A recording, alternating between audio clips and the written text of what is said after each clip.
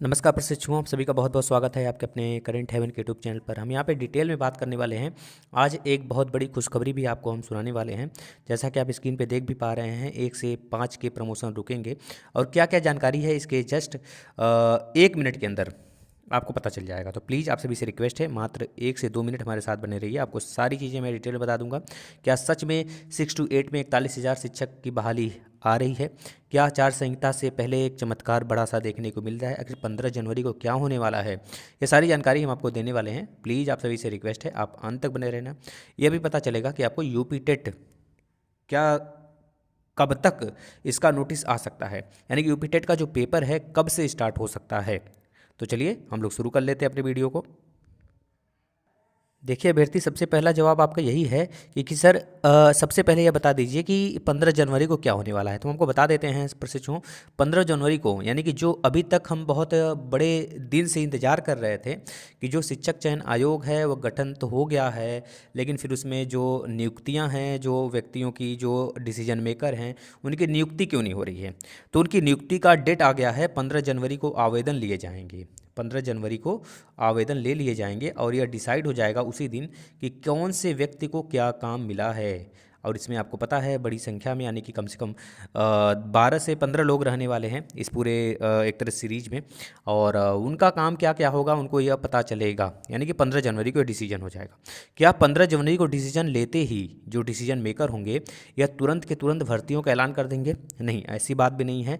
क्या आचार संहिता के जस्ट पहले ही हमें एक बड़ी भर्ती देखने को मिलेगा? इनके ऊपर चुनावी दबाव है, तो इस पे भी हम बात कर लें। यह बिल्कुल भी सदासर झूठ है कि इनके ऊपर चुनावी दबाव है, क्योंकि इनके पास बहुत सारे मुद्दे हैं। राम मंदिर जैसी जो एक तरह से मुद्दा है, यह सबसे बड़ा मुद्दा है। इसमें जो हम जैसे एक तरह से भक्तजन हैं, वह इस मंदिर की वजह से एक तरह से कह लीजिए कि इनके ऊपर मेहरबान है ना। तो ये तो कदापि न कहिए कि इनके ऊपर कोई दबाव है इस चुनाव को लेके, या फिर इस चुनाव के दबाव में ये भर्तियां निकाल सकते हैं, बिल्कुल भी नहीं। और क्या 1 से 5 तक इनके पास भर्ती, मतलब कि एक तरह सीटें खाली हैं? तो ये पहले भी कई बार बोल चुके हैं, 1 से 5 तक इनके पास कोई भी सीट नहीं खाली है आने वाले 2.5 साल तक, आने वाले 2.5 साल तक। लेकिन हम अलग अलग डिस्ट्रिक्ट में जब इसको पता किए, एनालिसिस किए, तो बहुत सारी सीटें हमें रिक्त मिली। यानी कि यह कहा जा सकता है, अगर गहनता से सोचा जाए, अगर इनका मूड घूमा तो भर्ती आ सकती है। पहली बात तो यह है। हाँ, लेकिन आप बिल्कुल सतर्क रहें। फरवरी जैसे ही यह डिसीजन मेकर आ जाएंगे अपने पद पे, तुरंत, यानी कि फरवरी मिड तक आपको एक बहुत बड़ा झटका लग सकता है। यूपी टेट जो 2 सालों से नहीं हुआ है, 2 साल तो बीत गए, पूरा का पूरा 2 साल, यानी कि 2022 में भी नहीं हुआ, ना ही 2023 में हुआ, यानी कि 2024 में यह होना तय है।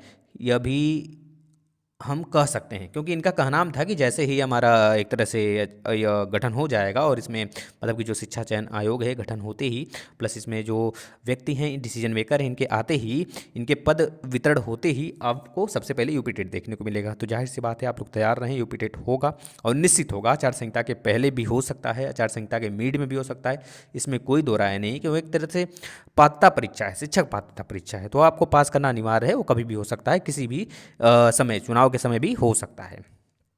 ठीक है। और रह गई बात भर्ती की, देखिए 1 से 5 तक भर्ती तो मुश्किल है, मुश्किल ही नहीं, बिल्कुल 1% चांस है कि कहीं से इनका दिमाग घूमा तो यह निकाल सकते हैं। वो भी बहुत बड़े पैमाने पर हमको देखने को नहीं मिलेगा, मात्र छोटा मोटा भर्ती हमको देखने को मिल सकता है। ठीक है, तो पहली बात तो यह हो गई। तत्परता इनकी, यानी उस समय देखने को मिलेगी हमें। और अब क्या है, जो डिसीजन मेकर हैं मेरे भाई, उनका तत्परता बहुत ही तगड़े रूप में देखने को मिलेगा। पहले तो यह, क्योंकि इनके ऊपर सख्त आदेश है कि अब केवल और केवल भर्तियों पर ध्यान देंगे। जैसे टीजीटी जैसी भर्ती जो रुकी हुई है, उस पर ध्यान देंगे तुरंत। इसके बाद टीजीटी की एक बम्पर वैकेंसी आएगी, प्लस पीजीटी की आएगी, प्लस एलटी ग्रेड का, ये सारे वैकेंसी हमको देखने को मिलेंगी, लगातार देखने को मिलेंगी। हाँ, लेकिन है एक एक जो है, जैसे टीजीटी है, इसको 3 साल के अंदर ही समाप्त कर लेना, किसी भी हाल में, किसी भी सूरत में। नहीं तो फिर अगर वो भर्ती जैसे जिस प्रकार से आवेदन लेकर वो रुके रहेंगे, 3 साल तक रुका रहेगा, भगवान न करें ऐसा कुछ नौबत आए, अन्यथा कंडीशन में सुपर टेट हमको लगता है कि आने वाले जो सीएम का चुनाव होगा उत्तर प्रदेश में, उसमें वहाँ तक भी यह संभव नहीं हो पाएगा, है ना, अगर ऐसा कुछ हुआ। क्योंकि 3 साल तक अगर कोई आवेदन लेकर यह चलता रहा, अगर इस पर कोई एग्जाम नहीं हुआ तो आवेदन ही रद्द हो जाएगा। और ऐसे में अभ्यर्थी बिल्कुल भी पढ़ाई लिखाई छोड़कर बंद करके अपना कुछ न कुछ अपने काम धाम में जुट जाएंगे। पहले तो यह। उत्तर प्रदेश में तो वैकेंसी मतलब कि भर्ती भूल ही जाएंगे व्यक्ति जो है, ठीक है ना, और अभ्यर्थी भूल जाएंगे मतलब भर्तियां।